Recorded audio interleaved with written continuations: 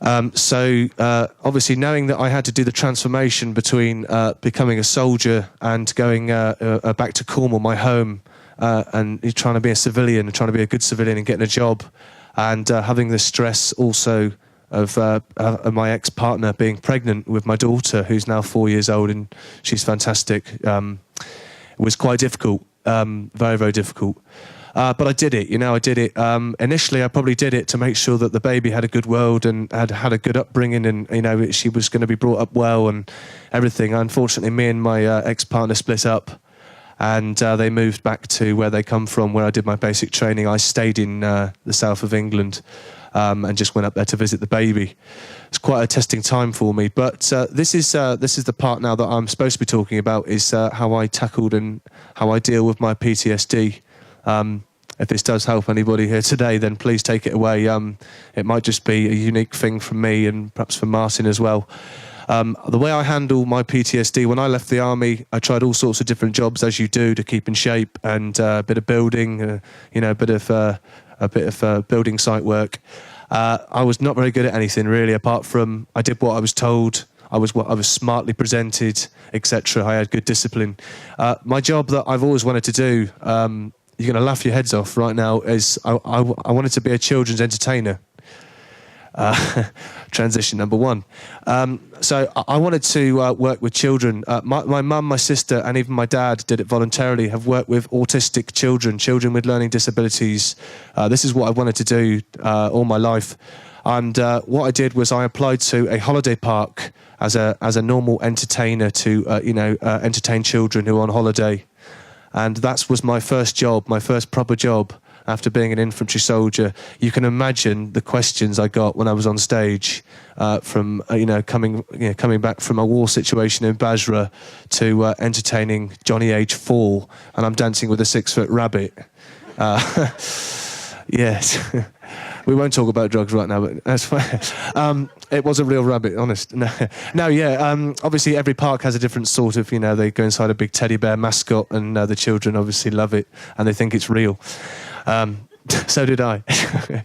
So that was three years ago. I'm still doing that job, actually. Yeah. Have you got any kids? You could have brought them today. I would have gone outside and... No, I'm joking. I've worked on a ship, worked on a cruise ship and on a ferry. Entertainments, I love entertainments. I play the piano, I sing.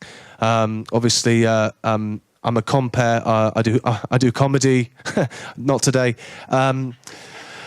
It inspires me to be a performer, and it's through this is the last part of me today. Sorry for going on. This is the last part of my talk, the last part of my bio. This is the reason why I am here today. It is because of music that I am here. I hope you enjoyed some of the songs that we picked out for you earlier. Martin, who's a fantastic blog for you this morning. Martin Webster at the back there by the blue sign, with a guy who's just crushed that rifle with his bare hands. Brilliant. I love that. He phoned my mum, and my mum phoned me and said, Martin Webster's trying to get hold of you. I thought, oh my God, and I ran. But I didn't realise he actually wanted to get hold of me to work with me. I'm only joking. He's a lovely guy in the army. No, we had a great time together. And we was in a band called The Job. We was basically firstly going to reform this band. But what we actually came up with was Voices of War, which is obviously what you've been seeing today. Some of the paintings are behind us.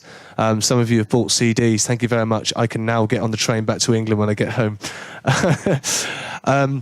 Thank you for buying those CDs. We basically worked up the organisation voicesofwar.co.uk. Martin's genius ideas, Martin's artwork, and Martin's poetry inspired me as a musician to take these words and change them into songs, which was something I'd never done before in my life, something I've always wanted to do, but something I never could get inspiration from doing. And it was through these words of the army and the poetry, from real life situations, from Basra, from I don't know if it's 2003, 2006, telling people that how it is. If you can't get the message across to somebody's front room by speaking about it, then maybe we can do it through music, was our thoughts. And that still may be true. We've chucked a bit of money into this now. We're nowhere near as big as the IVOW, but we're really trying now. We're really trying to support our troops in what we're doing, raising money for the British Legion and for battle stress. And if you log on to the website, you'll see all about us, and you'll see what we're doing for charity and forthcoming and upcoming events. So the way I've dealt with my PTSD is quite simply through music. I go to a different place when I do my music. It helps me completely think that one day someone's going to really sit down, listen to these songs, and maybe realise that this is an infantry soldier, British specialist infantry soldier machine who's singing these songs. And yet, if you heard it, maybe without knowing my background, you might think that I was a university student who loved Ronan Keating, perhaps. Sorry, that's a bad example. I do love Ronan Keating. So there you go. That's the way I've dealt with my PTSD after the army and after my insurgent into Basra in 2003. Thank you very much.